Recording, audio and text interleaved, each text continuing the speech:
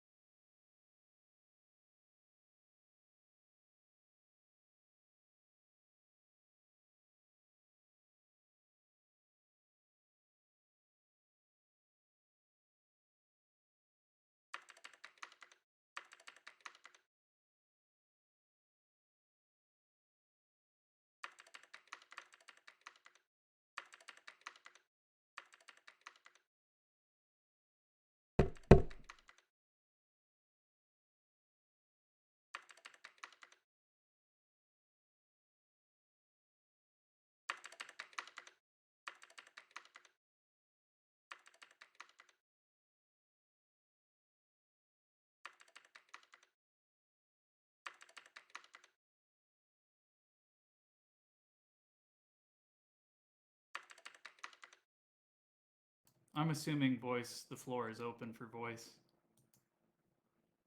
Tree Breeze, I'd like to address your concern about people being unable to participate or use this technology without access to expensive equipment. That's just not the case. This technology that the Lindens on stage are developing is not new. It is not new by any stretch of the word. It goes back to 2010. Counter-Strike Source, Counter-Strike Global Offensive, pretty much every Half-Life game with multiplayer, most multiplayer PC shooters, like, they all have to do this functionality. They've all done it in different flavors, but they all have to do this. And people from Brazil, from Chile, from the Philippines have been playing these games for over 20 years now. And yeah, there's lag. There is lag for them, but not nearly as much as you appear to think would be game breaking. The average FPS on Second Life is like not great right now. It's getting better, but it's not great. At the same time, VR chat, the thing you're comparing us to, the average frame rate for a VR chat user, last I checked the numbers, was way lower than spec. The purchase price of equipment to do full body mocap is now $300. It's cheaper than what it used to be, which was $1,000 a few years back. Actually, you can even do it with a regular webcam if you use the right software. Yep, if you own an iPhone, you can do it through your iPhone. At the same time, we're not even strictly talking about all that stuff. All you need is a PC. The thing I wanted to point out is, at the end of the day, latency for any action taken by the user just takes as long regardless. If they move forward, it has to be transmitted to the server that they're moving forward, and then passed on to everyone else that they're moving forward. So, you know, when Second Life is modernized to pass this information, animation should be in sync with all these events happening.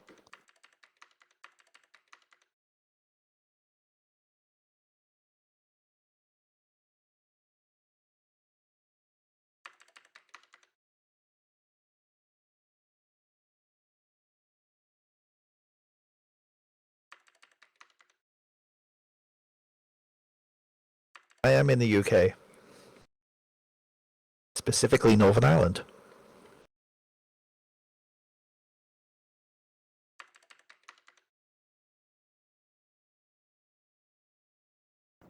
I would like to add that animations created for Second Life, when Second Life was much younger, they were much shorter. On average, they were way, way shorter, far fewer frames. Because technology stayed static for so long, the users made up for this by making animations longer and more complex. We're talking minutes, multiple minutes worth of animation data, often in the form of AOs, animation overrides. These do not load in fast. In fact, I'd say they load in rather slowly. There is distinct levels of desync and lag. You just don't notice them because you don't realize how desynced you are from everyone else. This technology does away with a lot of that. You will see noticeable lag, but the amount of increased interactivity will make you never want to go back to the old way things were.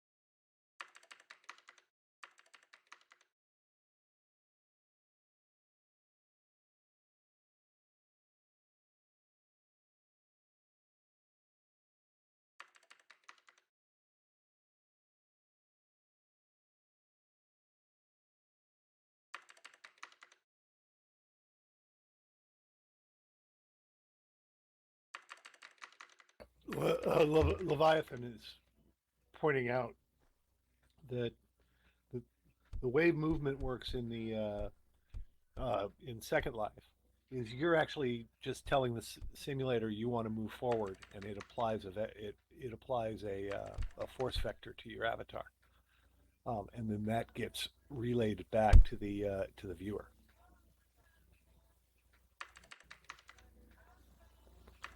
That I don't anticipate that particular mechanic changing.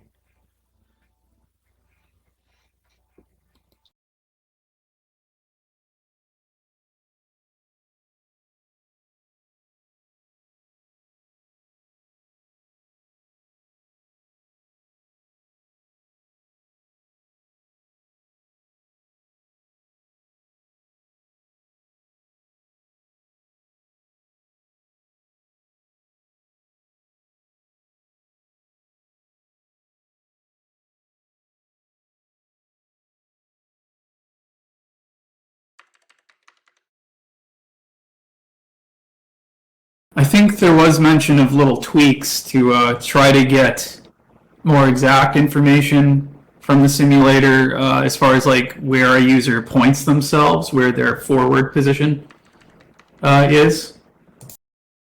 Would that be changing?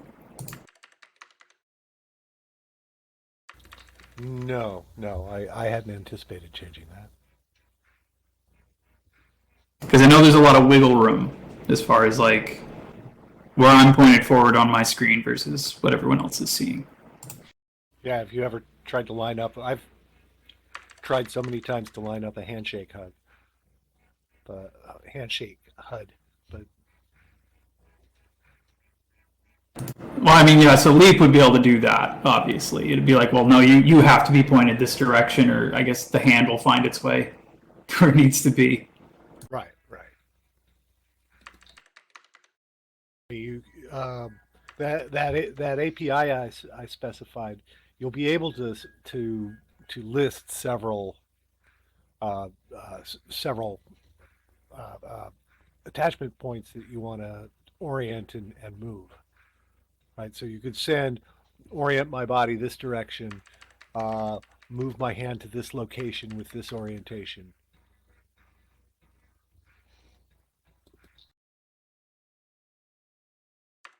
It's just awesome the amount of like interactivity that will allow. I think users will be blown away by that.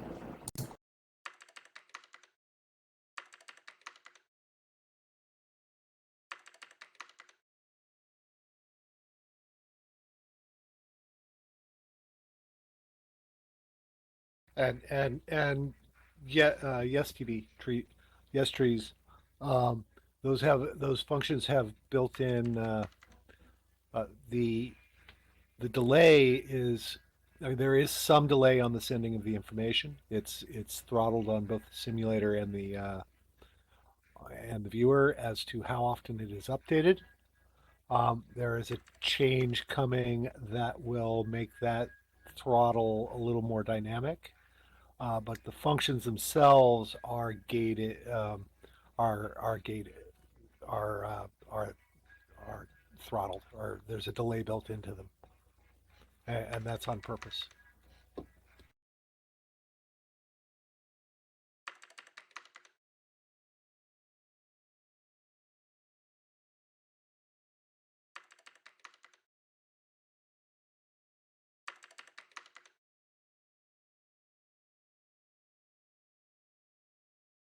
The function I specified is not won't directly support av to av, other than uh,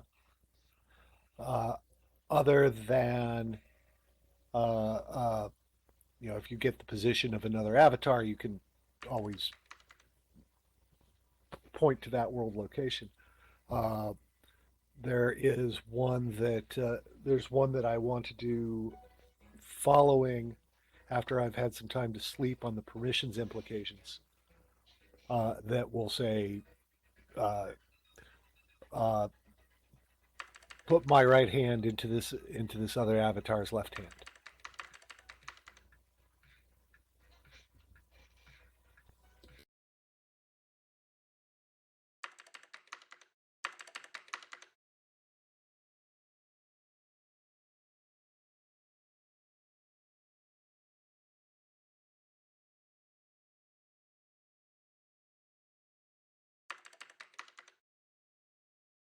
I mean, it would be fun to kind of go Wild West here because we already have a big warning on the Puppetry viewer. I'm pretty sure that download and use at your own risk. Don't run scripts you don't trust or whatever. If you get these things to us to test, we can definitely find out where the limit should be. We will definitely find out. Yeah, absolutely. Like like I had mentioned earlier, we do need to we need to update the Puppetry viewer with the latest release, so it's in sync. And we need to and I was going to hold off on that until after I got the the the new function and the support the underlying protocol in.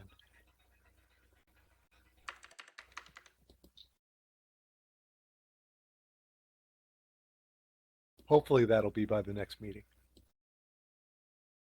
It also has to pass QA's tender mercies. I don't have any like reason to comment on this, but Aglaia, I think that will be. I'm sure they'll get to that later. Like that's skeletal. That's getting into skeleton territory. I feel like right now they're kind of like doing LSL stuff.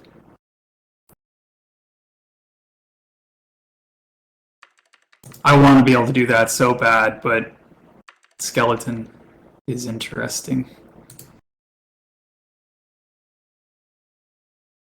I did make that, I did make the reason I used a list for that particular for that right that particular function is we can add things later. So, if we discover we need another parameter, or if we have some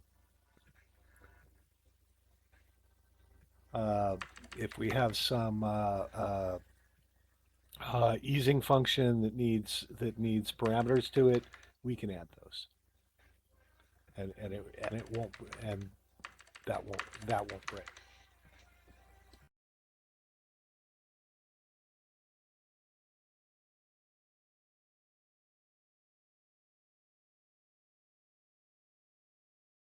So I had this thing in my head last night thinking about your little homework there. But actually, Crystal would go first there. Like that.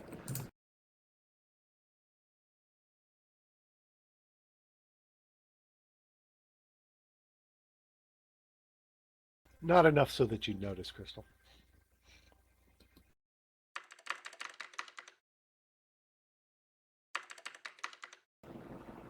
Right. So we are really working on getting that grab the apple thing. Like we're getting to, well, at the very least, grabbing onto. In animation, there's a difference between grab and grab onto something.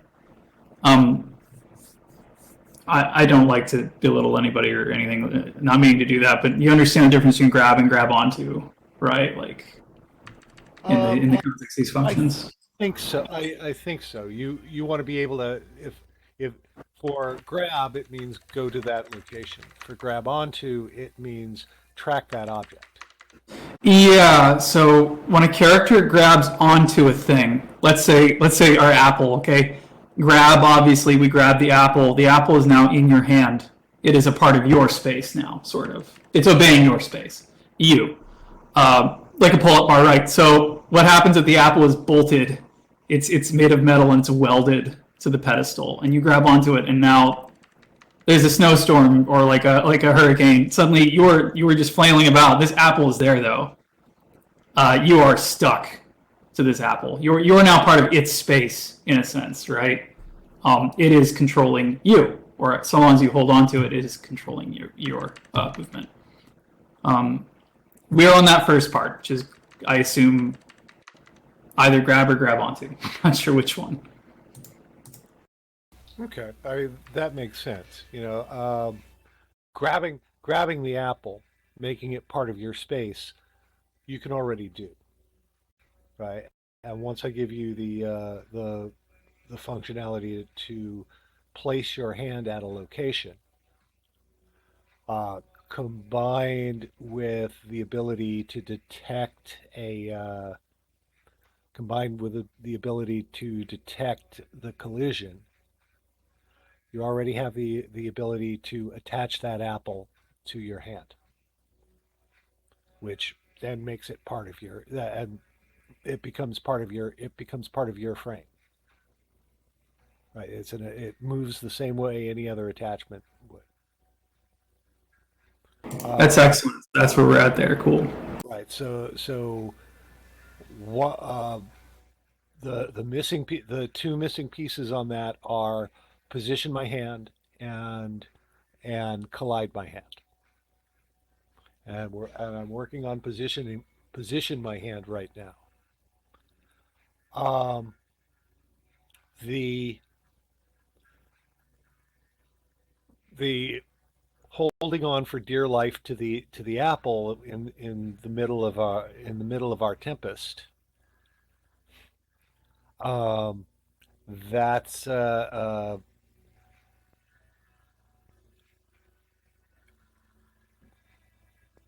Doing some interesting stuff. I'm not gonna lie. I mean that pulls that pulls in some ragdoll physics. As I'm being buffeted, as I'm being I picture. Well, I mean, we don't have to go. Let's not say a storm. Let's just say, for all intents and purposes, you were holding on to this apple, and if someone were to push you, Right. you're gonna end up right back where you're not gonna go anywhere. You were holding on. We obviously don't have rigid body. We do not have ragdoll physics yet in any way. But in this case, there are certain things like a door. When I open a door, I move with that door when I grab that handle, right? Like that door's. I guess you're using your force to move that door, but in a way, for a game character, that door would play its animation or something, and usually you'd be parented to it temporarily. That's how video games kind of fake that. I've rarely ever seen it where it's the other way around.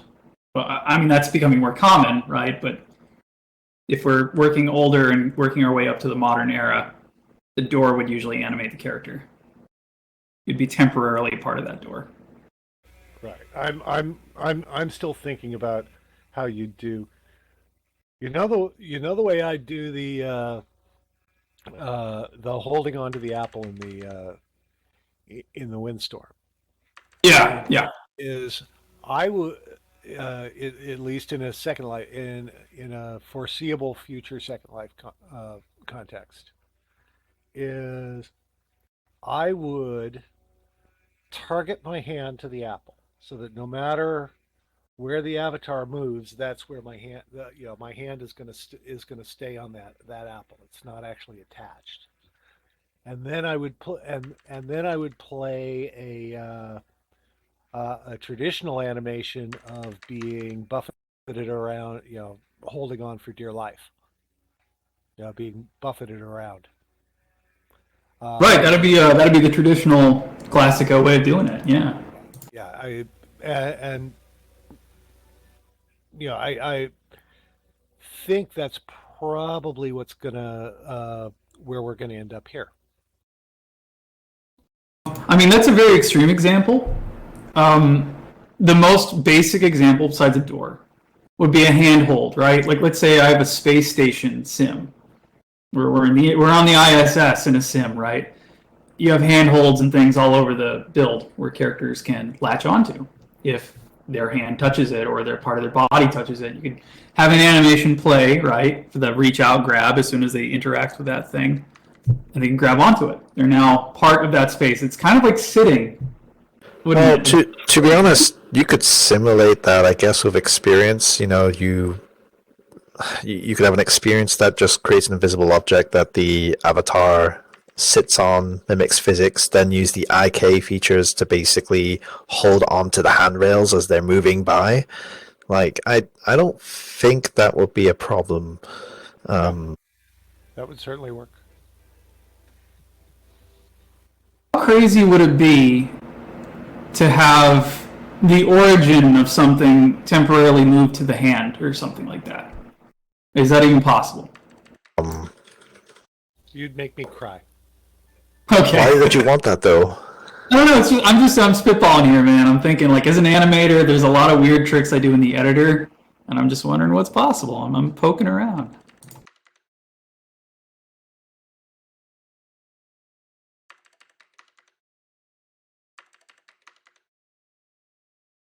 So whatever we're doing, we're working from origin, the known variable. We're not changing that variable. Origin is always going to be what it is. Right, right. I don't think I'm going to be.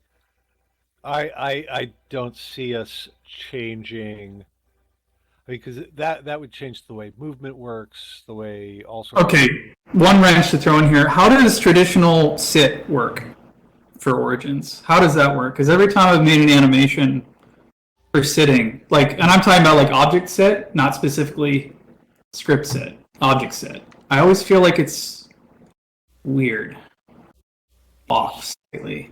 Weird is certainly. Um, so there is many objects have a sit location that's property of that. It's a property of that object, and that is that and basically your object your avatar becomes literally part of the link set that is the thing you are sitting on. Uh, and your position is offset slightly from the sit position that is part of whatever prim it is you're sitting on or being sat on. It's been a few years since I looked at that code, but I remember looking at it when I did force sit. It's very. Is it meant like? Am I confused by something I just don't understand or I don't see there? like, um, So, you were saying when earlier about not scripted sit, which I think works a bit differently because there is no sit position. Well, I think the sit position set to 000, and the viewer does some kind of interpolation there to figure out stuff. Actually, you cast array, and the simulator figures out a likely sit position. It's Explains why it's so terrible on the flex, on the not flex, but gosh, the old mesh format. Forgot what it's called. Sculpties. yeah, probably because the simulator doesn't know the shape of a sculpty.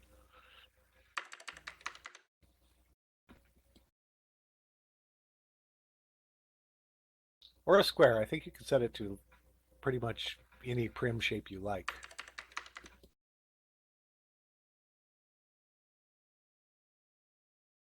do you ever like foresee? We've got all these commands that you're introducing here. Will basic things like sit translate into these?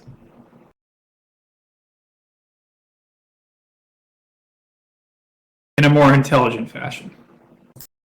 You mean like when I guess what you're saying is like if I sit in a chair that I can use the IK functions to actually have my arms rest properly on a handrest? I mean that's an obvious one right there. Yeah. I mean like getting the butt to be in the right spot. That's a big one. But I guess we'll be able to do that with the attachment points, right? There's an attachment point probably near the butt. If we can get on it, get them in the right spot. Yeah, yeah. I think there are at least one or two in that area. You guys are willing to like, if theoretically there's a reason to add more during your experiments, there's possibility. More attachment points? I mean, like we got 50. Never mind. What am I talking about? There's crap tons of.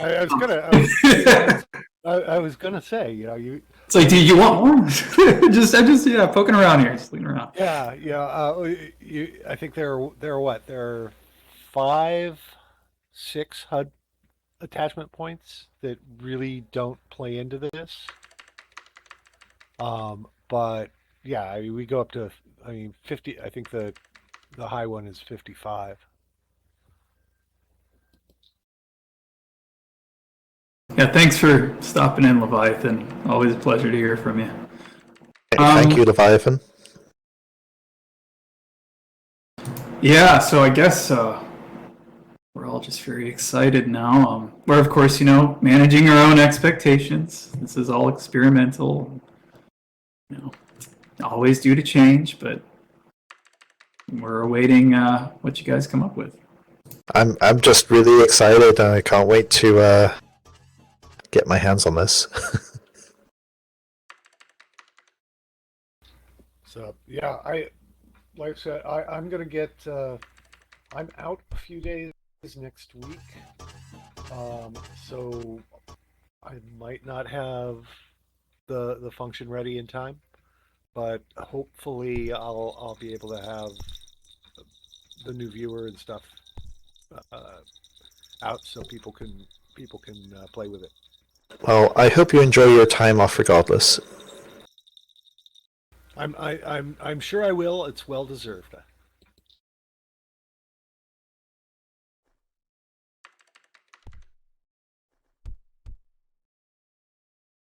Thank you, everyone. I need Rather, to, thank you.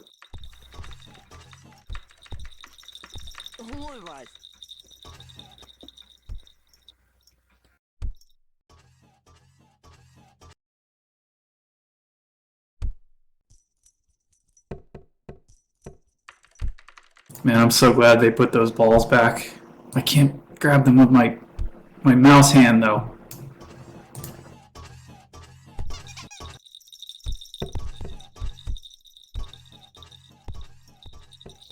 I'll set. There you go.